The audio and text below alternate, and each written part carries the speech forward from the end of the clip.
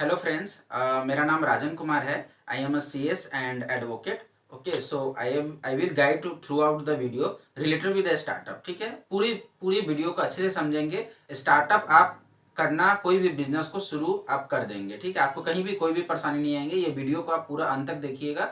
आप पूरा एक्चुअली समझ जाइएगा कैसे स्टार्ट करें, कहाँ से पैसा लाए, डेट इज फंडिंग, और कैसे बिजनेस को एग्जीक्यूट करें। आप पूरा चीज़ समझ जाइएगा और जितना कम से कम चीज़ें होंगी कंप्लायंस का, मैं वो भी बताऊंगा। ठीक है, चलिए इस वीडियो को शुरू करते हैं। इस वीडियो में हम बात करेंगे स्टार्टअप के बारे में। स्टार्टअप क्या होता है? तो स्टार्टअप क्या होता है उसको जानने से पहले हम ये समझते हैं कि स्टार्टअप के लिए क्या क्या जरूरी होता है और कहाँ कहाँ लोग फंस जाते हैं टू स्टार्ट द स्टार्टअप। पहला चीज़ जो स्टार्टअप के लिए होता है, एक आइडिया होना चाहिए। First of all, if you are sitting at home, like आप एक अपने घर में बैठे हो, आप कुछ सोच रहे हो कि मुझे ये स्टार्ट करना है हमको। फॉर एग्जाम्पल कि हम चाय का ही बिजनेस है, या for example you want some kind of work जो एक सोसाइटी एट लार्ज का प्रॉब्लम सॉल्व कर पाए। जैसे पहले जोमेटो, आज हम लोग घर में बुक करते हैं और जोमेटो हमको डिलीवरी दे देता है। तो Zomato is a kind of startup, एक इनोवेशन था, एक उसका सोच था।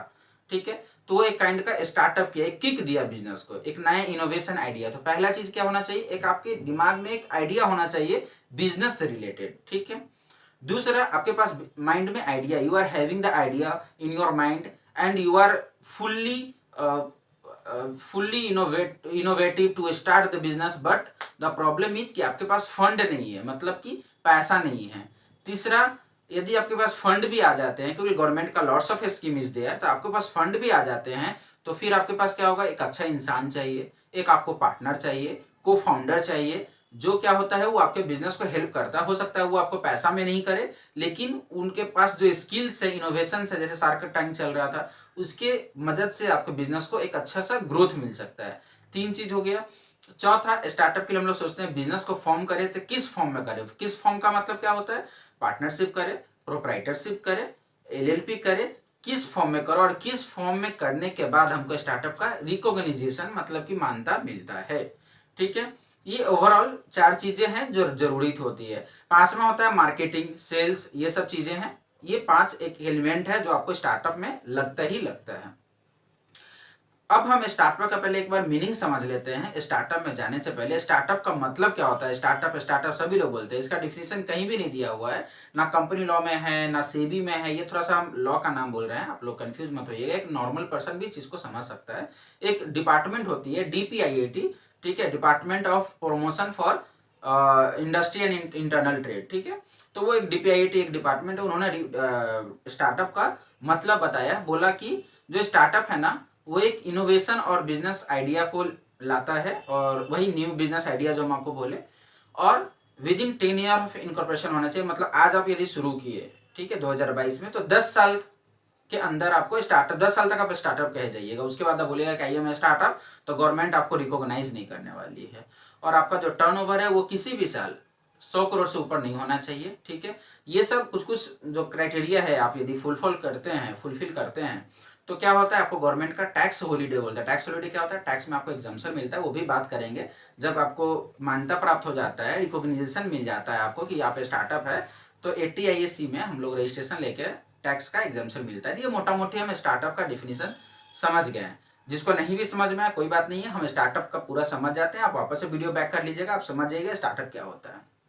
अब मैं बात करूंगा स्टार्टअप कैसे स्टार्ट करें। तो फर्स्ट ऑफ ऑल अपने पास क्या होना चाहिए, एक बिजनेस आइडिया होना चाहिए। तो आपके पास एक बिजनेस आइडिया होना ही चाहिए, तभी आप समझ रहे हैं कि हमको स्टार्टअप करना है। There are lots of my friend is also जो चाहता है कि स्टार्टअप करें इन फिटनेस एरिया, वो भी स्टार्टअप कर सकता है, कुछ डिफरेंट काइंड ऑफ कीजिए। ठीक है, लेकिन आप वो भी स्टार्टअप कर सकते हैं। तो एक उनके पास क्या है, एक आइडिया है कि हमको ये काम करना है। दूसरा, फंड्स, फंड्स का भी कमी नहीं है। अभी क्या है, गवर्नमेंट का प्रधानमंत्री मुद्रा योजना है, जिसको मुद्रा योजना स्कीम बोलते हैं। उसके अंतर्गत शिशु, किशोर, तरुण, 3 अलग अलग डिवीजन में है, उसके अंतर्गत आपको पैसा गवर्नमेंट फंडिंग करती है।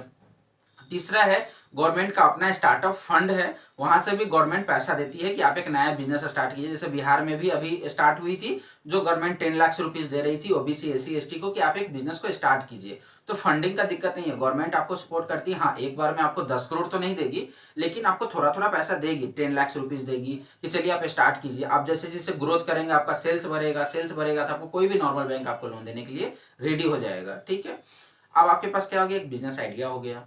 दूसरा चीज क्या हो गया आपके पास, दूसरा चीज आपके पास फंड आ गया। तीसरा आप एक फाउंडर खोजिए। फाउंडर मतलब ऐसे पर्सन को आप ढूंढिए जो आपकी हेल्प कर सके। तो फाउंडर कैसे ढूंढते हैं, किसी कोई आपको इक्विटी के रूप में आ सकता है, कोई कैसे आ सकता है। तीसरा चीज किसी के पास कोई स्किल्स है, कोई मार्केटिंग का बहुत अच्छा स्किल है, जैसे अश्नील ग्रोवर आज के डेट में शार्क टैंक पे आप लोग देखे होगा, उसके स्किल्स इज वेरी डिफरेंट। तो उस कंडीशन में भी उस पर्सन को आप अपने साथ लाइए, पार्टनर बना लीजिए कि ठीक है भैया चलिए आप मेरी मदद कीजिए। तो इस कंडीशन में आप बहुत आगे जा सकते हैं। चौथा और वेरी इंपॉर्टेंट जो चीज़ आप सोचते हैं कि हम कैसे करें, मतलब कि कौन से फॉर्म में करें। देखिए स्टार्टअप के लिए तो आपको आइडिया पार्टनरशिप फॉर्म होना होगा, या एलएलपी होना होगा, या प्राइवेट लिमिटेड कंपनी होना होगा, ठीक है। इस फॉर्म में आप खोल सकते हैं। उसके बाद सेकेंड चीज अपने को लेना पड़ता है ट्रेड लाइसेंस, जो कि बेसिक चीज है। मैं बेसिक चीज बोल रहा हूँ। पहला आपको एक फॉर्म रजिस्ट्रेशन कर लीजिए। दूसरा ट्रेड लाइसेंस ले लीजिए, जिस एरिया में आप काम कर रहे हैं वहाँ का ट्रेड लाइसेंस लीजिए। वन टाइम होता है, फिर कभी कराना नहीं होता है। We are also providing that service. आप हमारे ईमेल कर सकते हैं, हम लोग आपको सर्विस प्रोवाइड कर देंगे। तीसरा चीज क्या है, आप उसके बाद अपने आप को रजिस्ट्रेशन कर सकते हैं जीएसटी में, if you want to open a current account. Otherwise आप एक साल बिजनेस को चलाइए, टर्नओवर क्राइटेरिया आपका फुलफिल भी नहीं हो रहा है तो आप एग्जाम्पशन कैटेगरी में हैं, आप अभी जीएसटी नहीं भी ले सकते हैं, आप बाद में लीजिए, ठीक है। चौथा चीज क्या है, हमको अपने आप को रजिस्ट्रेशन करा लेना है एमएसएमई रजिस्ट्रेशन में, इफ पॉसिबल आप करा लीजिए, ठीक है।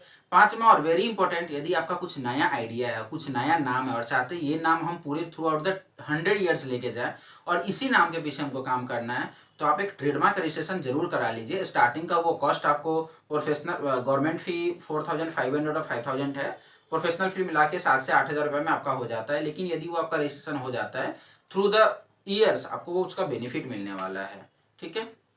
So we have all covered all the things related with the startup. यदि आप फिर भी चाहते हैं कि स्टार्टअप का रजिस्ट्रेशन कैसे करें उसके बारे में वीडियो चाहते हैं, स्टार्टअप में और बूस्टिंग चाहते हैं कि कैसे लोन मिले, या जो भी चीज़ें, जो भी आपको कन्फ्यूजन है आप कमेंट कर सकते हैं। We will make a video on that and we will reply as soon as possible.